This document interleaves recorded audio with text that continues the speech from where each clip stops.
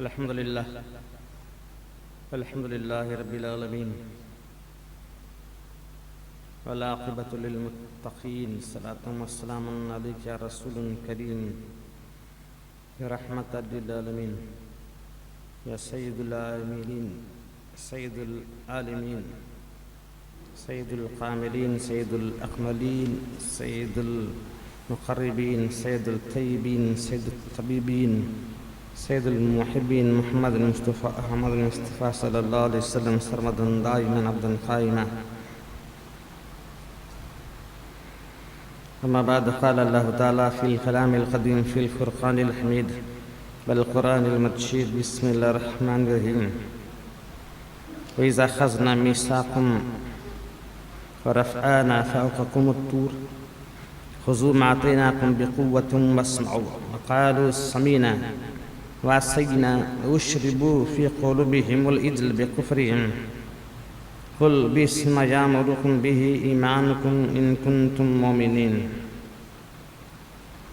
قل إن كانت لكم الدار الآخرة عند الله خالصة من دون الناس فتمنوا الموت إن كنتم صادقين ولن يتمنوا أبدا بما قدمت أيديهم والله عليم بالظالمين ولتجدنهم أحرص الناس على حياة ومن الذين اشركوا يود أحدهم لو يعمر 1000 سنة وما هو بمزحزحه من العذاب أن يعمر الله بصير بما يعملون صدق الله العظيم صدق الله رسوله النبي الكريم نحن على ذلك من الشاهدين والشاكرين إن الله ملائكته يصلون على النبي يا أيها الذين آمنوا صلوا عليه وسلموا تسليما اللهم صل على سيدنا مولانا محمد وعلى سيدنا مولانا محمد وعلى وسلم صلاة والسلام عليك يا رسول الله يا حبيب الله صلى الله عليه وسلم سرمدا دائما عبدا قائما. ابھی سورہ بقرہ کی آیات قدیمہ سن رہے ہیں. وَإِذَا أَخَذْنَا مِيثَاقَكُمْ یہ قوم بنی اسرائیل سے مدینہ منورہ کے یہودیوں سے خطاب ہو رہا ہے. وَإِذَا أَخَذْنَا مِيثَاقَكُمْ اور یاد کرو جب ہم نے تم سے گاڑا وعدہ لیا, بہت بڑا مضبوط عہد لیا کہ ہم غیر اللہ کی پوجا نہیں کریں گے. قوم بنی اسرائیل سے اللہ تعالیٰ وعدہ لیا غیر کی پوجا نہیں کریں گے, اس لیے کہ اس سے پہلے سیدنا موسیٰ کلیم اللہ علیہ السلام کوہ طور کے پہاڑ پر جب تورات لینے گئے تھے اس وقت قوم موسیٰ علیہ السلام بکرے کی پوجا کر بیٹھی تھی. تو اب موسیٰ علیہ السلام کے آنے کے بعد انہوں نے توبہ کی, اور توبہ کرنے کے بعد میں پھر اللہ تعالیٰ ان سے گاڑا وعدہ لیا. وَإِذَا أَخَذْنَا مِيثَاقَكُمْ کہ ان سے ہم نے گاڑا وعدہ لیا. اور موسیٰ علیہ السلام کے تورات کے جانے سے پہلے قوم بنی اسرائیل سیدنا موسیٰ کلیم اللہ سے عرض کرتی تھی کہ یا موسیٰ علیہ السلام ہمارے لئے کوئی دستور العمل, ایک ایسی عظیم شان کی کتاب لائیے تاکہ ہم اس پر عمل کریں. اور اسی لئے تو سیدنا موسیٰ کلیم اللہ صلی اللہ علیہ وسلم بارگاہ الہی سے تورات لے کر تشریف لے آئے. جب تورات لے کر تشریف لائے اور ان یہودیوں نے پڑھا, اس قوم بنی اسرائیل نے تورات کو پڑھا تو کہا ہم سے اب اس پر عمل ہو نہیں سکتا. پہلے تو دریائے کلزم پار کرنے کے بعد فرعون غرق ہو گیا, فرعون کے ظلم سے نجات پا لیے.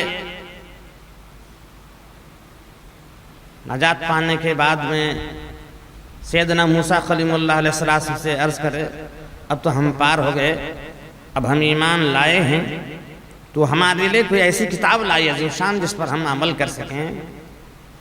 اب قوم کے مانگ کے پر موسیٰ علیہ السلام نے بارگاہ الہی میں جا کر تورات شریف لے آئے, اور جب تورات شریف لے آئے تب کہہ رہے ہیں کہ ہم سے ہو نہیں سکتا, اس تورات پر عمل ہم سے ہو نہیں سکتا. یا بعض پر عمل کریں گے یا بعض کو چھوڑ دیں گے. یا جو ہمارا نفس مانتا ہے، جو ہمارے دل کو اچھا لگے اس پر عمل کریں گے، جو دل کو اچھا نہ لگے وہ چھوڑ دیں گے. ہمارے لیے جو بھلا لگے اس پر ہم عمل کریں گے، جو ہمیں نہ ہو سکے وہ اس پر عمل نہیں کریں گے. جب ایسے جناب موسیٰ کلیم اللہ علیہ السلام اس کو عرض کر رہی تھی کہ ہم سے ہو نہیں سکتا، پورے تورات پر عمل ہم سے ہو نہیں سکتا، بعض پر عمل کریں گے بعض کو چھوڑ دیں گے. اس وقت سیدنا جبریل علیہ السلام کوہ طور کا پہاڑ لے کر قوم بنی اسرائیل پر آ کر کھڑے ہو گئے. اگر تم نہیں مانو گے تو ہم تم پر پہاڑ کو گرا دیں گے. سیدنا جبریل علیہ السلام مقام کوہ طور کا پورا پہاڑ لے کر اپنے ہاتھوں میں کھڑے ہو گئے اس قوم کے اوپر. جب قوم موسیٰ علیہ السلام سے عرض کرے کہ ہم سے ہو نہیں سکتا، ہر حکم پر عمل ہو نہیں سکتا، تو جبریل علیہ السلام تشریف لائے. کہا پہلے تو مانگ تمہاری تھی، تمہاری ہی مانگ پر خدا کا برگزیدہ رسول ہماری بارگاہ میں آیا اور بارگاہ میں آ کر کتاب لے کر تمہاری مانگ پر لے کر آیا، اور پھر تم ہی خود کہتے کہ عمل نہیں ہوتا. تو سیدنا جبریل علیہ السلام مقام کوہ طور ہی اٹھا لے آئے. اگر عمل نہ کرو گے ہم پہاڑ گرا دیں گے، ہم پہاڑ گرا دیں گے اور تمہیں کچل کر رکھ دیں گے، نیست و نابود ہو جاؤ گے. اب پہاڑ تو اوپر کھڑا کر دیا تھا، پوری قوم کے اوپر، پوری شہر کے اوپر جہاں قوم بنی اسرائیل بستی تھی، پہاڑ لے کر کھڑے ہو گئے تھے. لیکن اب بھی کہنے کے لیے تیار نہیں ہے کہ ہم مانیں گے، ہم مانیں گے. جب دیکھا جبریل علیہ السلام یہ ماننے کے لیے تیار نہیں ہے تو پھر آہستہ آہستہ پہاڑ جبریل علیہ السلام نیچے لے آنے لگے، اوپر سے نیچے آنے لے آئے.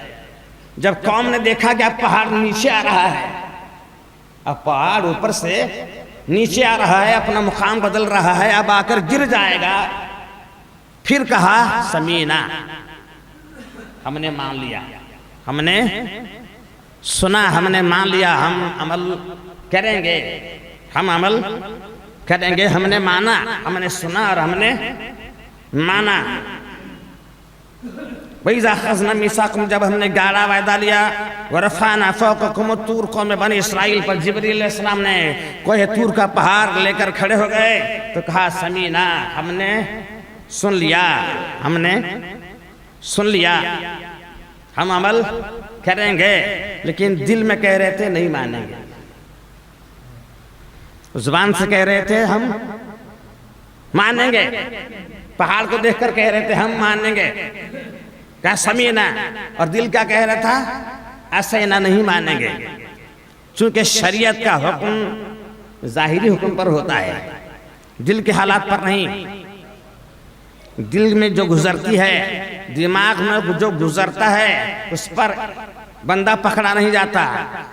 بندہ اس وقت پکڑا جاتا ہے جب ہاتھ سے فعل عمل سازد ہو جاتا ہے، سرزد ہو جاتا ہے، ہاتھ سے گناہ ہو بیٹھے، ظاہراً ہو بیٹھے، پاؤں سے ظاہراً ہو بیٹھے، دماغ میں اور دل میں نہ جانے صبح سے لے کر شام تک کتنے نقشے بنتے ہیں. ہر انسان کے دل اور دماغ میں صبح سے لے کر شام تک پوری رات دن بھر نہ جانے کتنے گناہوں کے، غلطیوں کے، بدکاریوں کے نقشے بنتے ہیں. اگر خدا اسے پکڑ لیتا تو کوئی بچ نہیں پاتا تھا، کوئی بچ نہیں سکتا تھا. لیکن شریعت کا حکم ہے کہ عمل سرزد ہونے کے بعد میں اس کی گرفت ہوتی ہے، اس پر عذاب ہوتا ہے، اس پر عذاب ہوتا ہے. لیکن نیکی کی نیت اگر دل میں ہو جاتی ہے تو ثواب باقاعدہ مل جاتا ہے. دل اور دماغ میں جب نیکی کا ارادہ ہوتا ہے تو اللہ تعالیٰ باقاعدہ سے ثواب لکھ لیتا ہے. لیکن گناہ کا ارادہ اگر ہو جائے تو اللہ تعالیٰ اس کی گرفت نہیں کرتا. انہوں نے زبان سے کہا ہم سنیں گے، ہم عمل کریں گے، دل میں کہہ رہے تھے نہیں مانیں گے. اس لیے ظاہری شریعت پر، اس لیے کہ زبان سے کہا، حضرت سیدنا جبریل علیہ السلام نے پہاڑ کو ہٹا دیا. جو کوہ طور کا پہاڑ ان پر گرانا چاہتے تھے، جبریل علیہ السلام نے اسے ہٹا دیا. لیکن دل میں بچڑے کی محبت ان کے گھر کر گئی تھی. جو سامری بچڑا پوجا کرتے تھے، وہ محبت جو ہے ان کے دل میں رنگ جس طرح کپڑے کو رنگنے کے بعد میں کپڑے کے تار تار میں رنگ ہو جاتا ہے، اس طرح سے ان کے دل میں اس بچڑے کی محبت تھی۔ اور روح البیان کی تفسیر لکھنے والے کہتے ہیں اس لیے ان کی محبت تھی کہ سیدنا موسیٰ کلیم اللہ علیہ السلام نے وہ بچڑا جلا کر اس کی راکھ کو دریا میں پھینک دیا تھا اور وہ پانی انہوں نے پی لیا تھا، اس لیے پھر اس کی محبت جو ہے بچڑے کی محبت ان کے دلوں میں گھر گئی تھی، کسی طرح سے نکل نہیں رہی تھی۔ حالانکہ سیدنا موسیٰ کلیم اللہ علیہ السلام سمجھا رہے تھے، انہیں سمجھا رہے تھے، لیکن بچڑے کی محبت جاننے کے لیے تیار نہیں تھی۔ یہی قرآن کہتا ہے وَشْرِبُوا فِي قُلُوبِهِمُ الْعِجْلَ بِكُفْرِهِمْ، اس بچڑے کی محبت ان کے دل میں گھر گئی تھی جس طرح سے ہمارے دل میں دنیا کی محبت گھر کر گئی ہے۔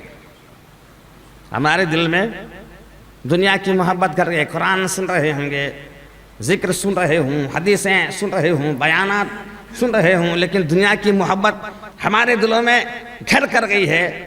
جتنا ہم دنیا کو چاہتے ہیں اتنا دین نہیں چاہتے، جتنا دنیا سے لگاؤ ہے اتنا نماز سے لگاؤ نہیں ہے، روزے سے لگاؤ اتنا نہیں ہے، ذکر سے لگاؤ نہیں ہے، اتنا قرآن کی تلاوت سے لگاؤ نہیں ہے، اتنا خدا کی محبت سے ہمیں لگاؤ نہیں ہے، اس لیے کہ ہمارے دل میں دنیا کی محبت بھر گئی ہے۔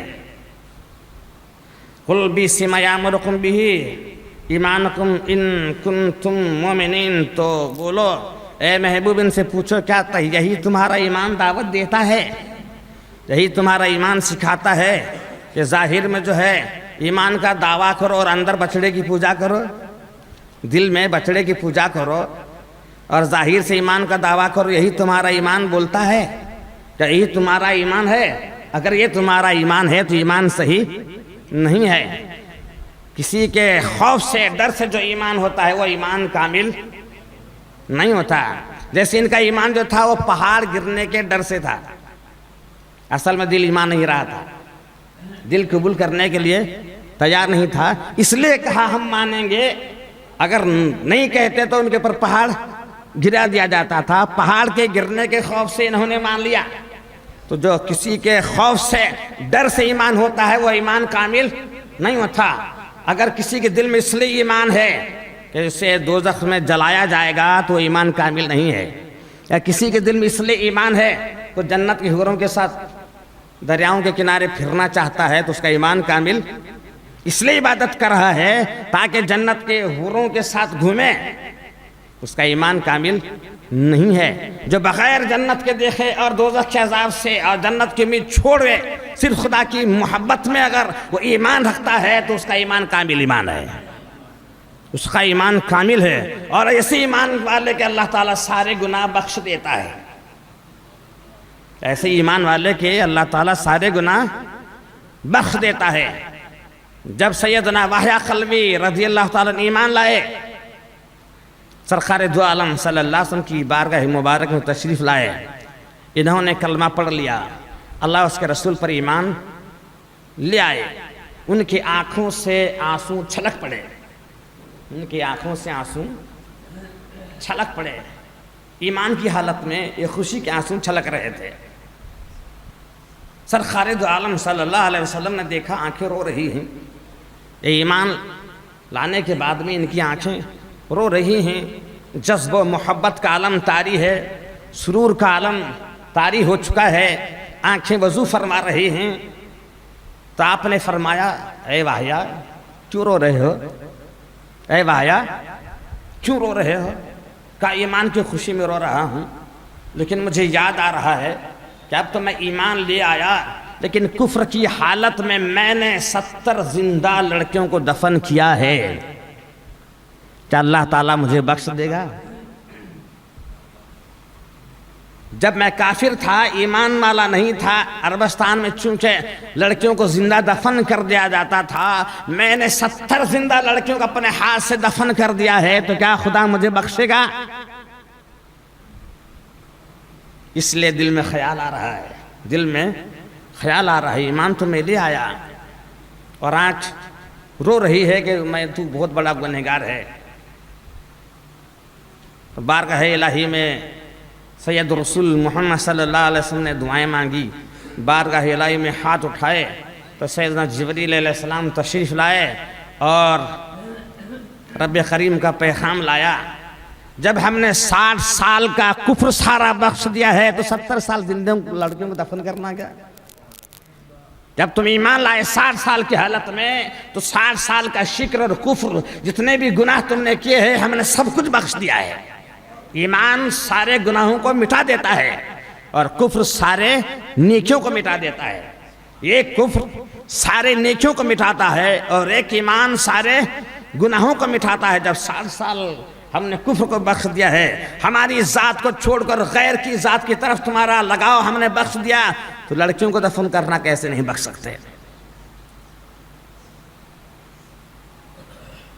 چونکہ بنی اسرائیل کہتے ہیں یہ کفر بھی کر رہے ہیں، بچڑے کی پوجا بھی کر رہے ہیں اور حد دھرمی بھی کر رہے ہیں، ضد پر ضد بھی کر رہے ہیں، اور پھر کہتے ہیں ہم جنتی ہیں۔ پھر کہتے تھے ہم جنتی ہیں، اس لیے کہ ہمارے باپ دادا پیغمبر ہیں، ہمارے باپ دادا پیغمبر ہیں۔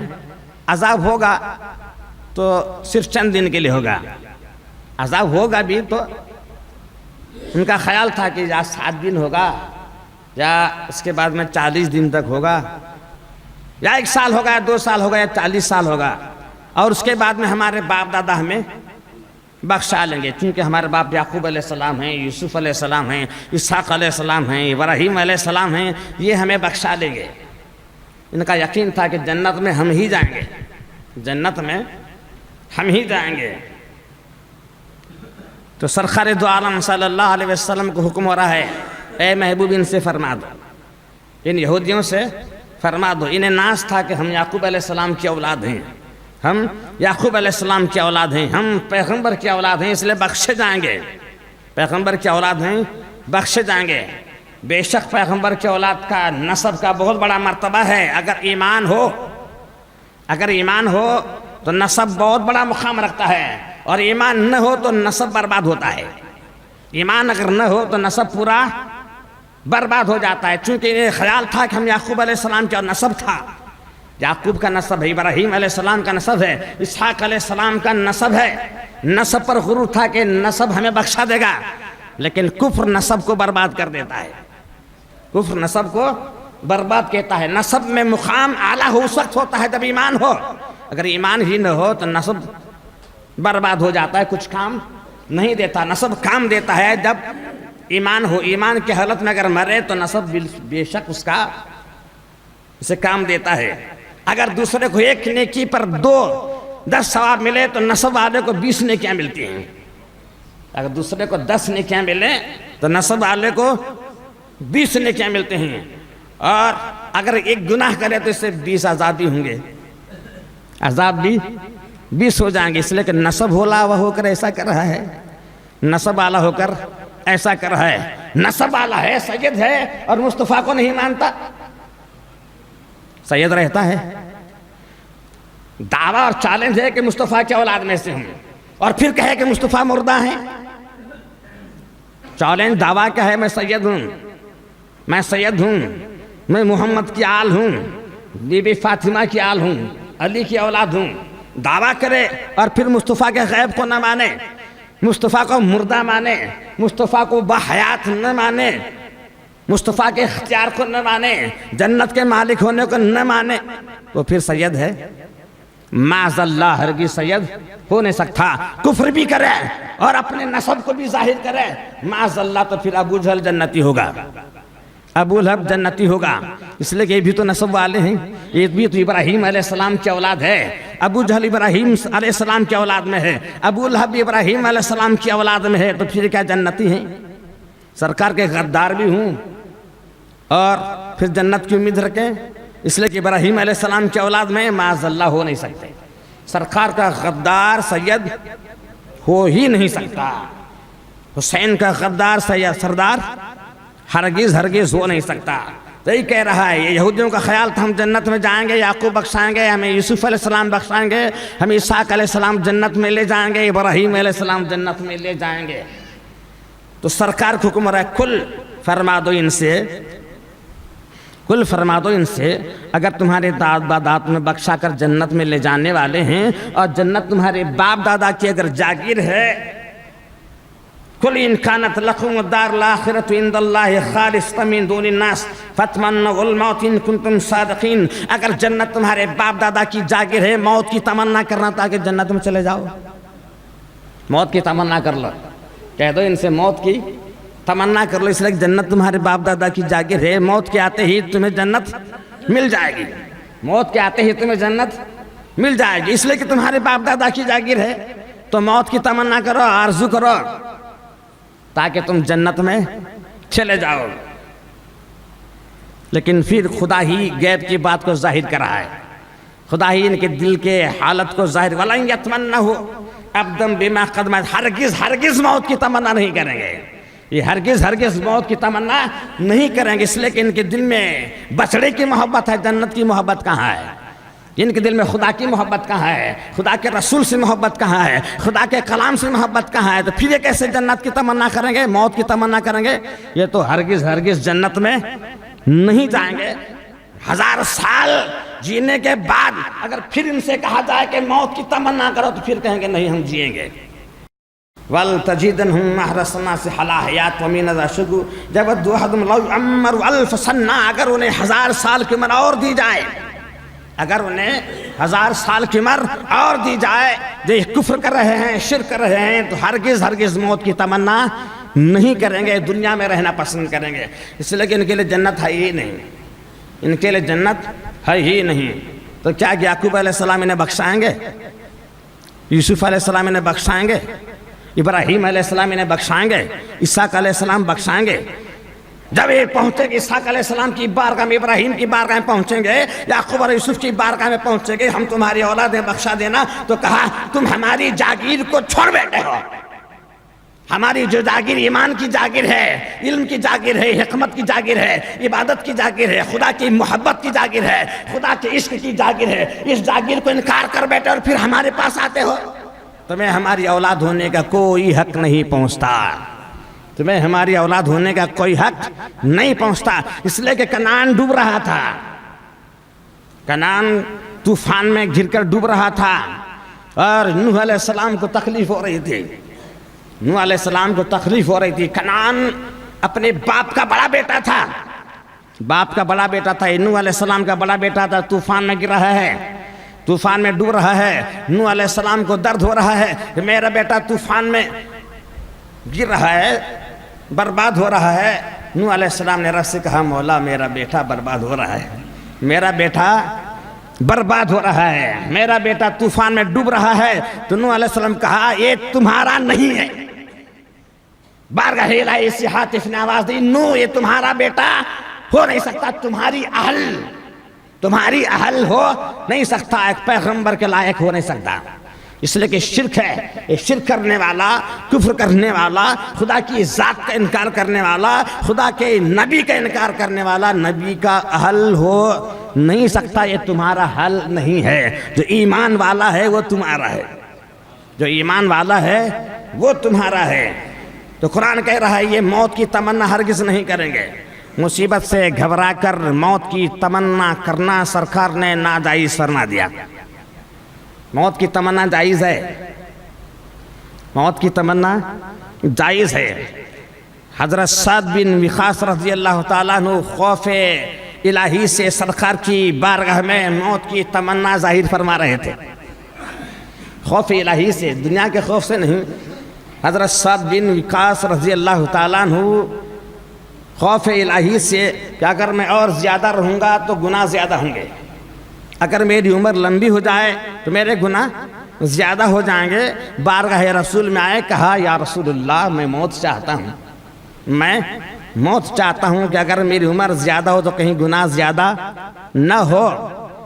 تو حضرت سعد بن وقاص رضی اللہ تعالیٰ عنہ کو سرکار دو عالم صلی اللہ علیہ وسلم نے ارشاد فرمایا خدا کا رسول تم میں موجود ہے اور تم موت کی تمنا کرتے ہو.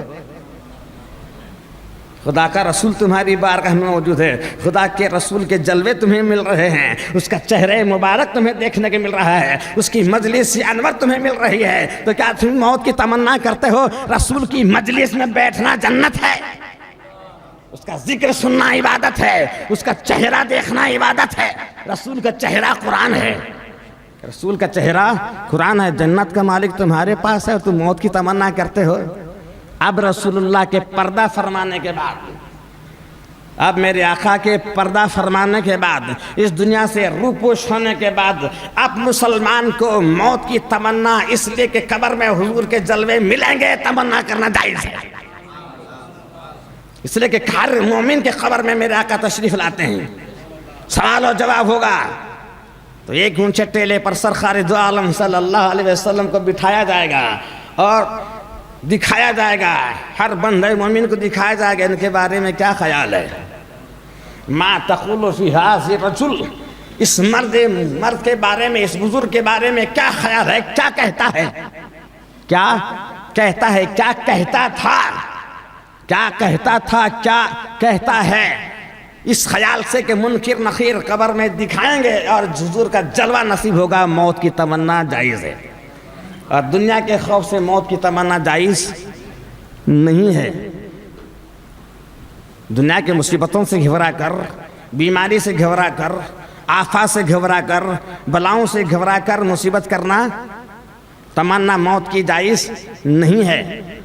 رسول کے دیدار کی تمنا لے کر خدا کے جلوں سے سیراب ہونے کے لیے اگر ہے تو جائز ہے۔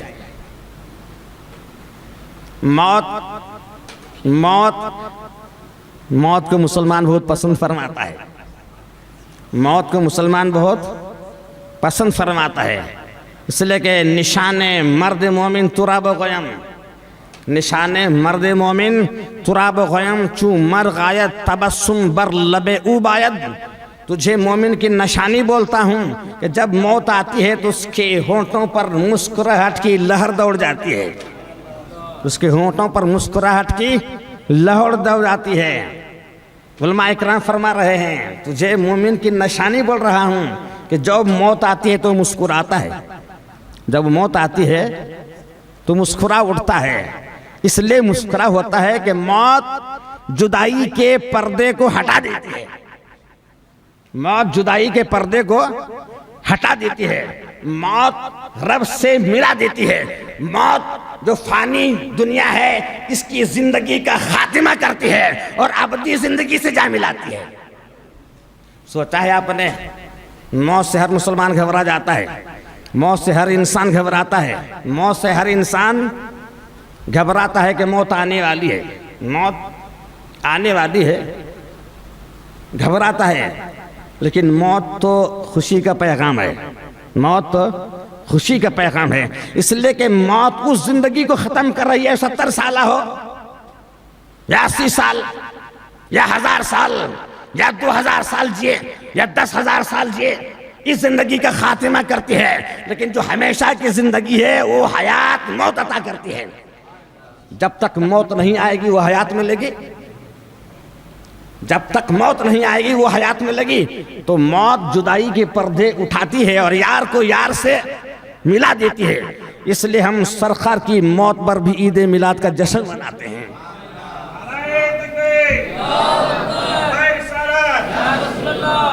اس لیے کہ موت ہے ہی نہیں، موت ہے ہی نہیں، ایک پردہ ہے، ایک حجاب ہے، ایک نقاب ہے جو اللہ کے اور اس کے بندے کے درمیان ایک حجاب ہے۔ جب ایک حجاب اڑ جاتا ہے تو بندہ اللہ سے مل جاتا ہے۔ تو بولو جب جدائی کے پردے اڑ جاتے ہیں تو شب وصال ہوتا ہے، شب وصال ہوتا ہے، یہ شب سہاگ ہے، یہ شادی کی رات ہوتی ہے، اس لیے تو ہم اسے نہلا دھلا کر بھیجتے ہیں۔ اگر یہ مر ہی جاتا تو کیوں کفن پہناتے، اگر ہی مر جاتا اتنی شان سے کندھوں پہ لے کر اسے کیوں لے جاتے، جیسے دولہے کو لے جاتے ہیں۔ کون دولہے کو اس طرح سے لے جاتا ہے جس طرح سے ہم ہماری میت کو لے جاتے ہیں؟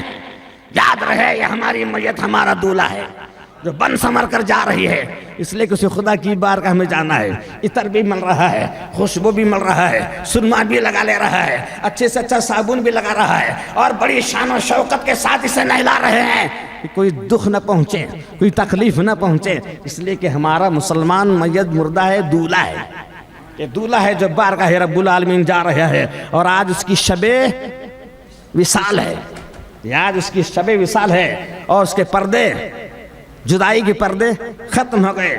اس لیے سرکار نے ارشاد فرمایا خدا کے دیدار کی تمنا میں، رسول کے دیدار کی تمنا میں موت کی تمنا کرنا جائز ہے، اور دنیا کی مصیبتوں سے گھبرا کر تمنا کرنا ناجائز ہے، یہ تمنا کرنا ناجائز ہے۔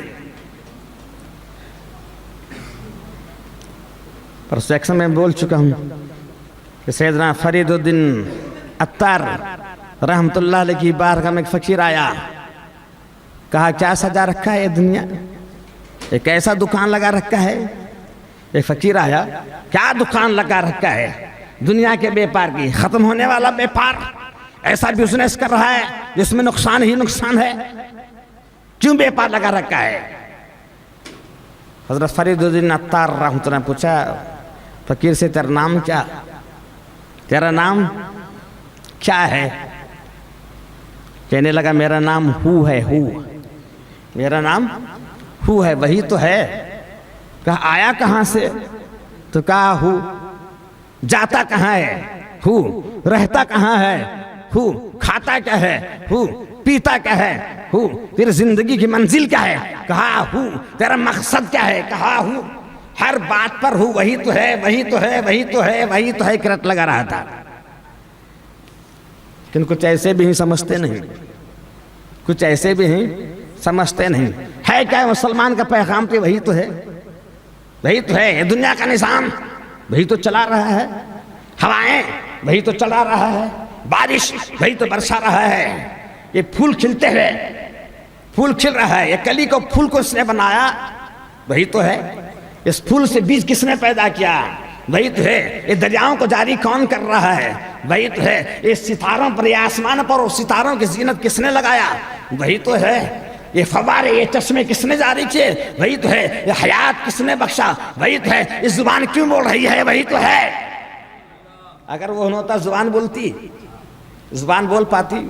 ہرگز ہرگز نہ بولتی۔ اب اس کی بارگاہ سے حکم جائے اے مولانا غلام نبی زبان بند کر دے، زبان بند ہو جائے گی، زبان بول سکے گی نہ، دیکھ سکے گا نہ، سن سکے گا، یوں ہی بے حس و حرکت پڑ جائے گا۔ وہی تو ہے، اسی کا کرم تو ہے، میں بول بھی رہا ہوں اور سن رہے ہیں، آپ سن رہے ہیں، اس کا کرم ہے، اور میں بول رہا ہوں یہ اس کا کرم ہے، اور اس مسجد میں آئے ہیں اس کا ہی کرم ہے۔ ہو سکتا ہے کہاں بھی جاتے، ہزاروں مسجدیں، کہاں بھی جا سکتے، کہاں بھی نماز ادا کر سکتے، لیکن وہاں سے اتنی دھوپ میں، چلچلاتی دھوپ میں یہاں آئے ہوئے کرم ہے اس کا، اور سبھی چلے جائیں تب بھی کرم ہے، کوئی نہ آئے تب بھی کرم، آئے تب بھی کرم، اس لیے کہ جو بے ایمان ہے اسے ہٹا دے گا، جو ایمان والا ہے اسے بلا دے گا۔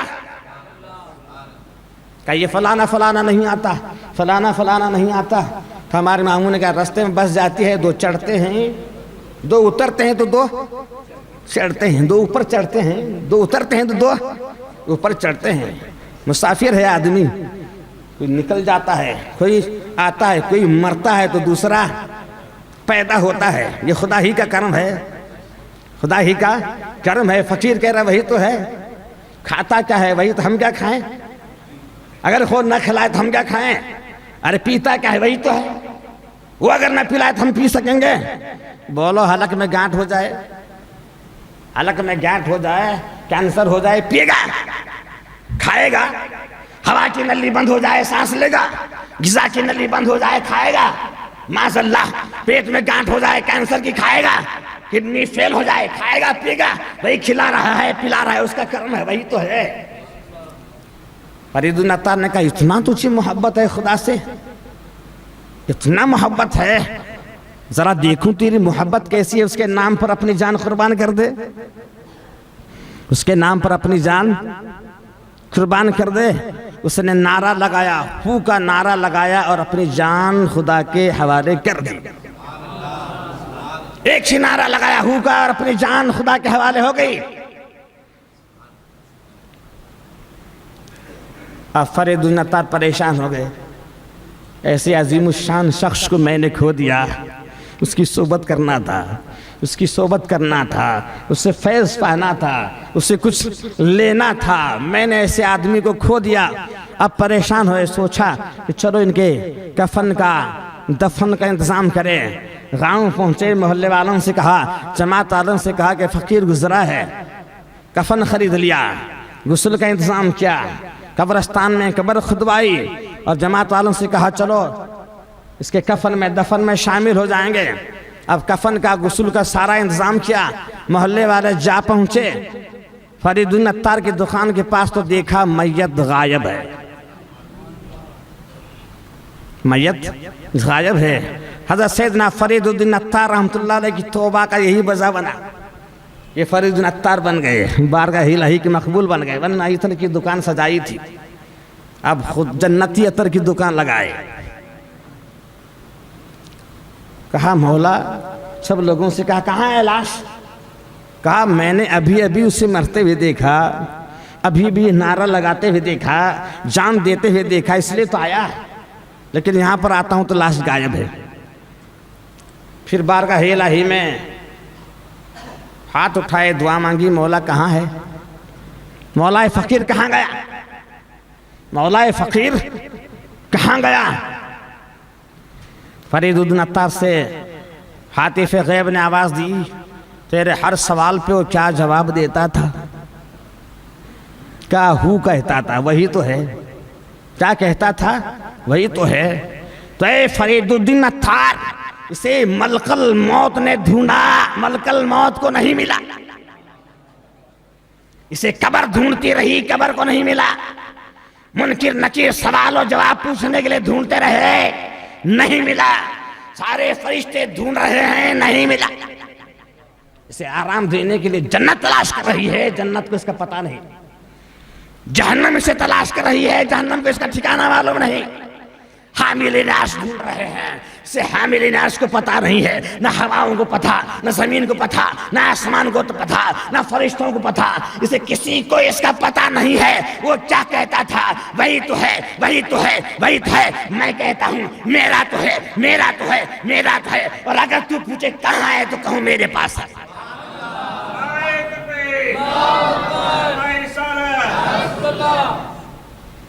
تو موت کی تمنا خدا کے دیدار کے لیے جائز ہے. اپنی جان کو رب کے, اس کے دیدار کے لیے حوالے کر دینا, اس کی رضا میں دے دینا, اس کی محبت میں دینا, اس کی چاہت میں دینا, اس کے عشق میں دینا. یہی زندگی ہے, یہی حیات ہے. جو جی رہے ہیں, چل رہے ہیں, پھر رہے ہیں, عورتوں کے ساتھ زندگی ہو رہی ہے, بچے جنم دے رہے, یہ حیات معاذ اللہ خدا کی محبت میں جان دینا, یہ حیات ہے, یہ زندگی ہے, یہ ابدی زندگی ہے. اللہ تعالیٰ مجھے اور آپ سب کو وہ حیات نصیب فرمائے. وآخر دعوانا الحمدللہ.